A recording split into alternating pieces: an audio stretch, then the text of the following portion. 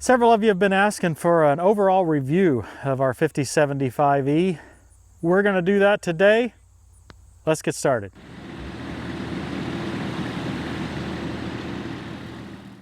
Okay, before we get into the nuts and bolts of this review, I want to give you a little history on this tractor. We got this tractor, I believe it was April or so of 2019. We got it from AHW. It's a lease. Now, we haven't had to pay the full lease payment. Well, it was a huge amount. AHW subsidized it significantly, and we really appreciate that. They did that as a part of a partnership for us to be able to show this equipment to you guys on YouTube. So that's the full transparency. We renewed that lease, I believe, again in March and April of this year. So we're in our second year now. Who knows what'll happen next March or April, but we'll see what happens then.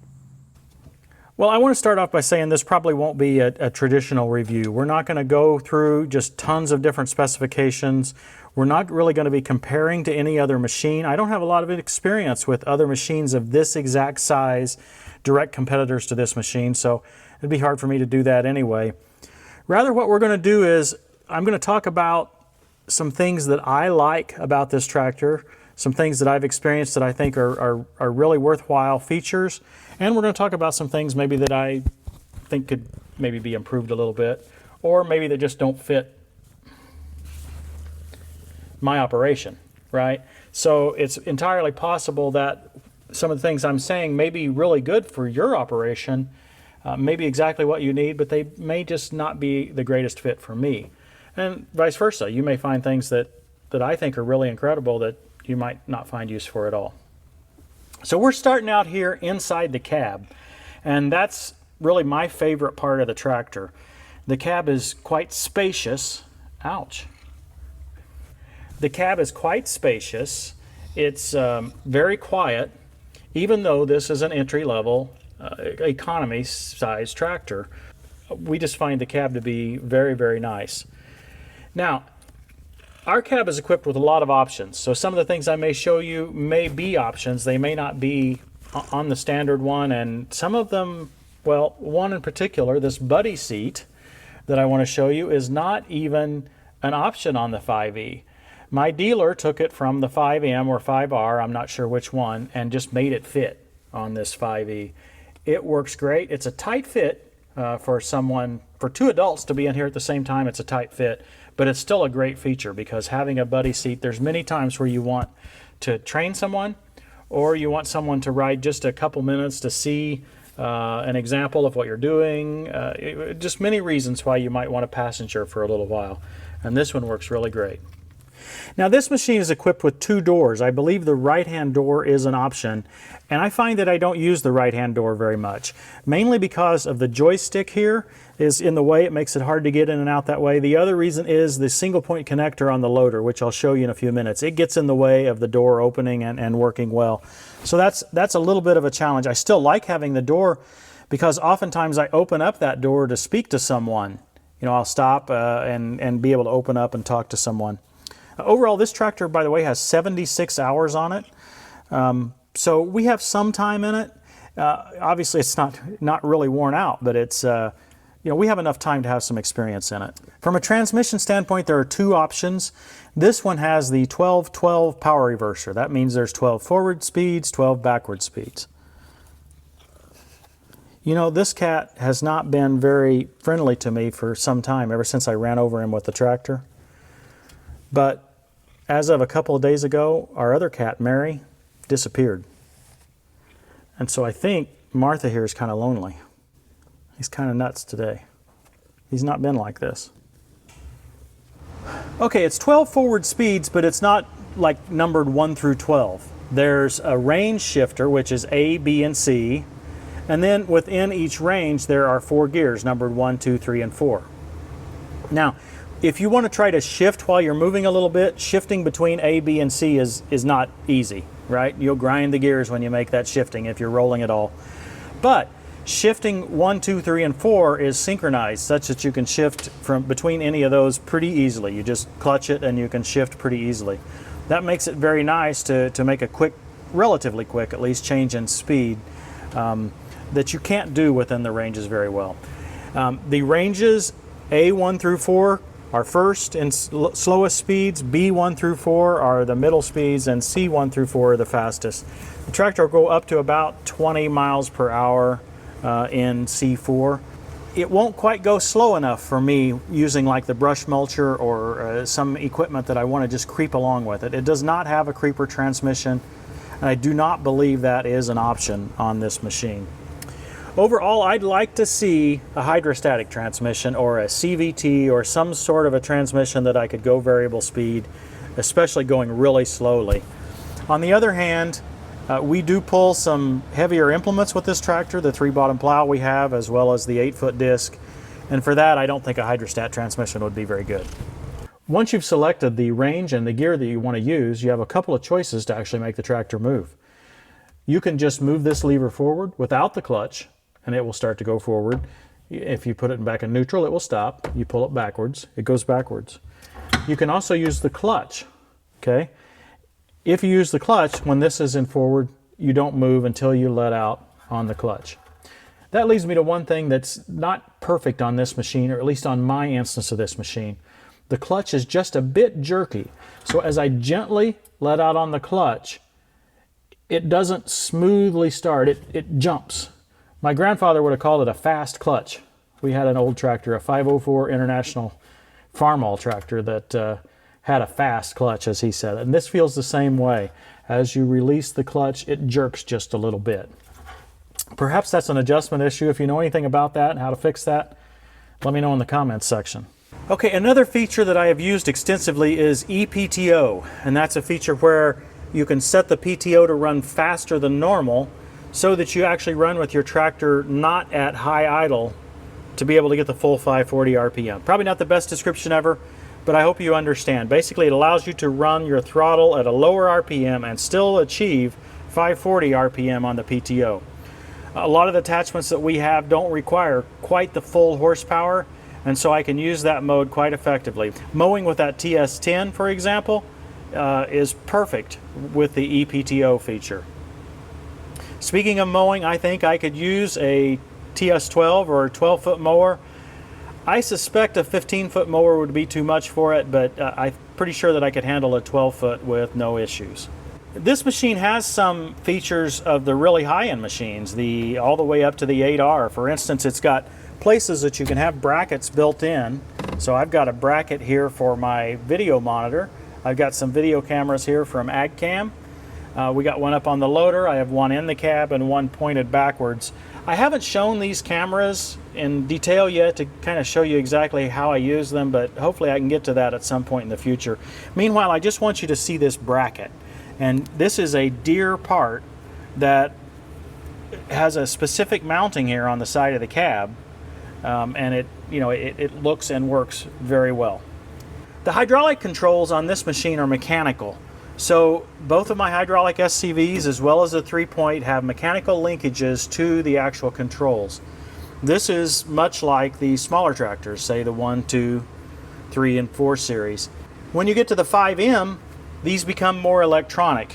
One of the advantages of the electronic feature is that it is able to isolate the cab from the rest of the tractor a little bit better. So the cab on the 5M series, for example, is quieter than the 5E.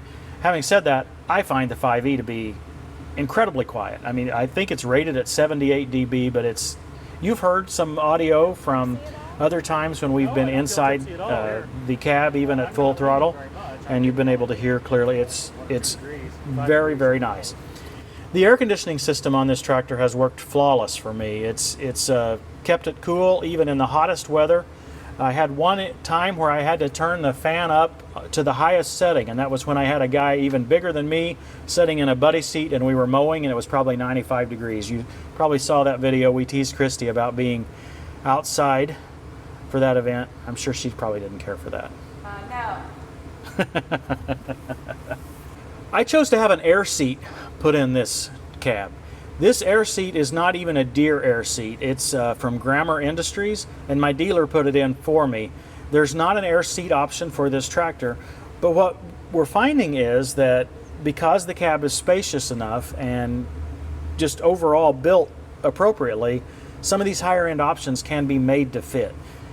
If you want to get them standard features, you'll have to go to the M or the R series. But this is a nice way to be able to get certain high-end features and yet still maintain a relatively basic tractor if that's what you would choose to go with.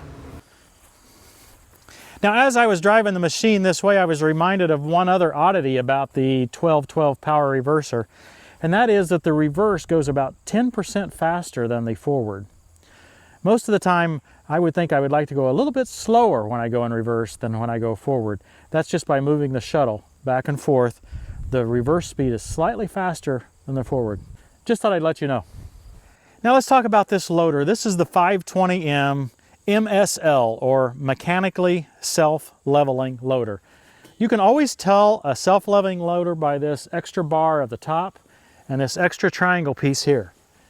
This goes all the way back such that as the loader comes up, the bucket or other attachment stays at the same position. So if it's tilted back, it'll stay tilted at the same angle. If it's leaned forward, if it's level, it'll stay level. That works really great for using forks, and overall, it's a nice feature. We're going to see some more of that with the 1 Series coming up, hopefully, in just a few weeks, as they've just announced a mechanical self-leveling loader for that tractor. One of the other advantages of a self-leveling loader is additional lift capacity. This loader is huge.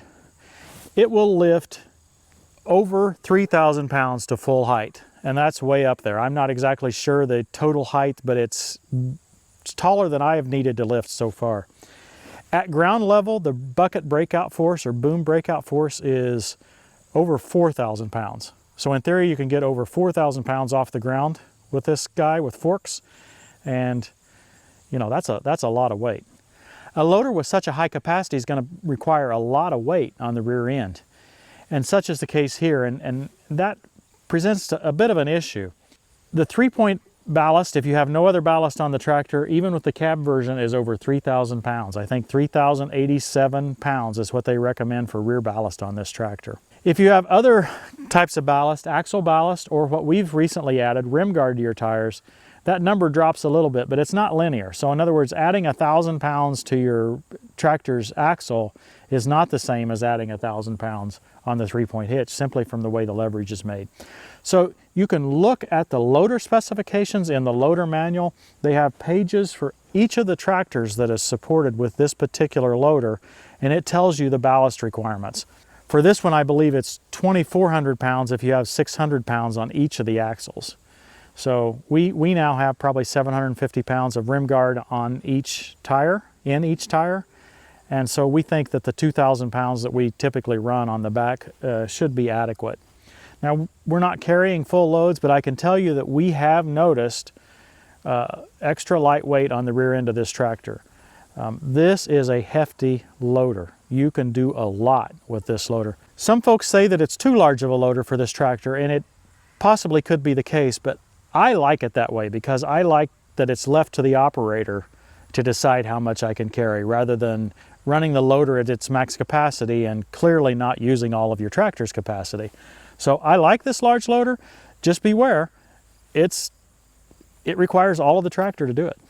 Now, on some of the smaller E-Series tractors, like the 3E tractors, the loader is difficult to remove. Not so on this machine. With the 520M loader, we have a very nicely attached, quick attach loader. It's a little bit different than the 1 Series. You do fold down a lever on either side here. It's not hard to fold it down, okay? You fold that down, you pull these pins here. It's not difficult at all. You can be out of it in 2 or 3 minutes. I find that with this tractor, I do want to take the loader off occasionally. For instance, I don't like mowing with this large of a tractor, mowing with the loader on. Maybe if I'm using a smaller tractor, I need the loader for ballast, or I need the loader to help me kind of push down some of the weeds a little bit to get over them. But with this large of a tractor, I really like not having the loader on it. Same with, like if I'm pulling my plow or my disc, I just as soon not have the loader there. It works fine with the loader and it adds some nice front ballast, but you know, taking the loader off gives me better visibility, and I just like having that option. Along those lines, the single point connector is really nice. In addition to the 4 or 5, it looks like, hydraulic lines we have here, there's an electrical connection for the diverter. There's a diverter on this machine, not a true third function. It's a diverter kit, but it is controlled with a joystick and it is installed as a factory option. So it's not standard, but it's not a third-party add-on either. Overall, this loader is great to me. Pretty impressed with everything it can do and how easy it is to install and remove. One more point on the loader. I mentioned how you could go to the loader manual and it would go through specifications for ballast. It also has the suggested sizes for the tires. And I find this a little bit confusing because I wanted the R1, the ag tires for this tractor. They only offer one size. They offer the 16 9/28s for the rear and the 9.5 24s for the front. I get a lot of comments from viewers, and I feel similar myself, that the 9.5 24s are just not quite wide enough for what I want to do. I just don't like a narrow ag tire. I noticed that in Europe, even for a smaller tractor, they put wider ag tires on them. In the loader manual, the loader says you need 12.4 24s, 12.4 R24s as the minimum for this loader. And yet Deere equips this tractor with 9.5 24s. So a little bit of that issue of maybe the loader perhaps being a little bit big for the tractor. But yeah, I wish I had some wider front tires. This machine has a Category 2 3-point hitch. Until just this last summer, this was the smallest John Deere you could get with a Category 2 3-point hitch. That would have been the 5075, I believe, the 5E series would have been the smallest you could get with a Category 2. Just this last summer, they introduced the 4M HD. They call it heavy duty, which has a Category 2 3-point hitch. A Category 2 is nice because it allows you to connect to larger attachments, but it's equally nice because with just a couple of bushings, you can still connect to Category 1 attachments. So I can connect this to any of the attachments we use for Johnny 2 without a problem. Now, some of them I might pull in half if we got serious with them, but there's a feature on this 3-point hitch that I really like. It's an optional feature. It's not standard, but this is so much improved to me to allow me to hook on to an attachment. I can release that. I have a lot of room, so I don't have to be backed up to the attachment perfectly. It also allows me to raise or lower that lever. Then once you get attached, you back the tractor in and it will automatically latch like that. The other feature I want to talk about on the rear end of this tractor are these push-pull connectors for the hydraulics. I have a lot of trouble with the 1 and 2 series moving the outside sleeve back so that I can insert the hydraulic connector. That's a difficult problem. These push-pull connectors are a lot more expensive, but they are much easier to work with. You just push hard and the couplers indent and then come back on their own. And same way when you get ready to pull your hydraulic hose out, you just pull it out and it comes out much easier than the smaller tractors. So this is a big step up. They don't look hardly any different, but they really are. Now we're not going to take the time here to go through all the differences between the 5E, the 5M, and the 5R. I don't have all that knowledge in my head anyway, but I do want to point out one thing that I think is important that you should consider if you're considering a 5 series machine, and that is the turning radius. The turning radius on this 5E is worse, is not as tight as it is on the 5M. And then again, there's another improvement on the 5R. Now, I haven't tried to study to figure out engineering-wise what is different, but I'm guessing, at least my theory is, that the way the front axle is designed costs a lot more to be able to improve that turning radius on those higher-end machines. Just a guess. If you know more about that, leave it in the comments section. Happy to hear it. But that's something you should consider. Because you can take one of these machines like we've done here, a 5E, and add a lot of upgrades to it and make it similar to a 5M in creature comforts, but you can't improve things like the turning radius, right? So you have to make that decision as to whether you want to start with an E, an M, or an R, and add what options you need to add to make it work for you. Now, if you're looking for a tractor in the 60 to 80 horsepower range, you have a lot of choices, and there's a lot of differences in each of those choices in the Deere lineup. So I think it's very good for you to take some time and drill down and try to understand what you need specifically before you choose one of these tractors. I would not recommend looking at price alone. For example, this tractor, or at least the 5065, maybe even the 5075 here, is probably less expensive than the 4066R. So you might look at that and say, hey, I'm getting more horsepower for less money. Yeah, you would be, but it may not be the horsepower you need. Horsepower is not everything on a machine. For example, if you're doing loader work only, not necessarily crazy heavy loader work, but some pretty decent loader work, a 4M or 4R tractor might be just what you need. You can get that hydrostatic transmission, at least in the 4R. I believe you can in the 4M as well. And the hydrostatic is going to make it much easier for you to handle a loader, right? You can go forward and backwards any speed you want very, very quickly and very efficiently.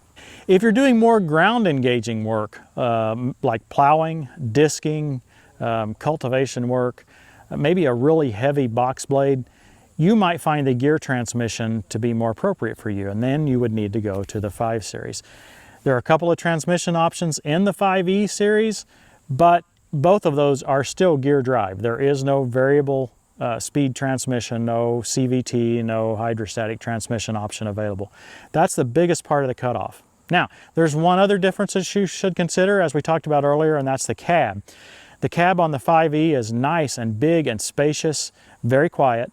On the 4 Series, it's the same as the cab on the 3 Series, same exact cab, so it's pretty tight. It's still quiet, but it's pretty tight. If you want to have a buddy along with you, if you want to just have that more spacious feel, for me there's a lot more legroom in the 5E. That's another reason to maybe consider this. These decisions are tough. Don't just look at horsepower. I just beg you not just to look at horsepower. You need to look at the drivetrains of these tractors. You need to see does it have the right transmission for you? Does it have a turning radius that you're pleased with? Can it have the lift capacity that you're looking for? Can you handle the rear ballast requirements? You got to think through all of these items when you're looking at a new tractor. I hope this has been helpful. Obviously, we haven't covered everything. If you've got more questions, leave them in the comments below. If you can think of some more things we should cover in a video like this with the 5E tractor, we'd be happy to do it. We'll have this tractor for at least another 9 months or so. Who knows after that? Just let us know in the comments. Your feedback is always appreciated. Well, sometimes I get a little grumpy about it, but I don't mean that. Anyway, I hope you've enjoyed this. Thanks for watching, everybody. We'll see you next time on Tractor Time with Tim.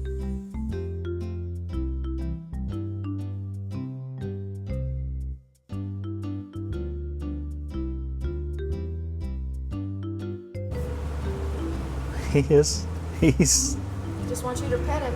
He just wants to be messed with today. I'm just not used to seeing him like this. Yeah, he's been different. Yesterday when he was meowing at you, you could almost hear it. Yeah. Like, where is she? Where is he? Yeah. You don't have anybody anymore, do you?